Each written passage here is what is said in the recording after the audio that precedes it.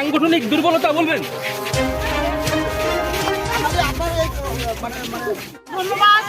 পরবর্তী সময়ে ভোটাররা আমাদেরকে জিতিয়ে আবার বিধানসভা দেবে, এতটুকুই বলবো। যে ভোট পেয়েছেন তাতে আপনি খুশি? যা ভোট পেয়েছি, একটা ভোটার হলো আমাকে ভোট দিয়েছে, তার জন্য ভোটারদেরকে ধন্যবাদ। সাংগঠনিক মাঠে থাকবো, মাঠে আছি, মাঠে থাকবো। সাংগঠনিক দুর্বলতা সামনে আসছে না? যে ভোট প্রহসন নিয়ে সেই ব্যাপারে কি মনে করেন প্রহসনের জন্য আপনারা পিছিয়ে? হ্যাঁ, প্রশাসনের জন্য আমরা পিছিয়ে আছি।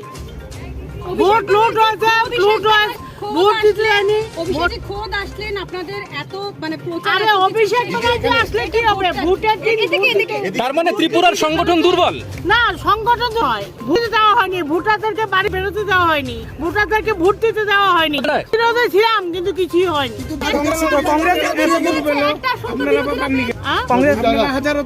বিরোধীরা তো পেলেন, বিরোধীরা তো একটা আসন পেলেন। তাহলে ভোট দেওয়া হয়নি, এই কথাটা অসংখ্য ধন্যবাদ। দলীয় কোনো সংগঠন নেই? দিদি কি সাংগঠনিক দুর্বলতা? রাজীব বন্দ্যোপাধ্যায় ব্যর্থ বলবেন? পান্নাদি রাজীব বন্দ্যোপাধ্যায় ব্যর্থ? আপনার কি, আপনি তো মানে এত কম ভোট জমানোর অনেকে আশাবাদী ছিলেন, কোনো ধরনের অভিযোগ আপনার অনেকটি অভিযোগও ছিল, সে এখন মানে কি মানে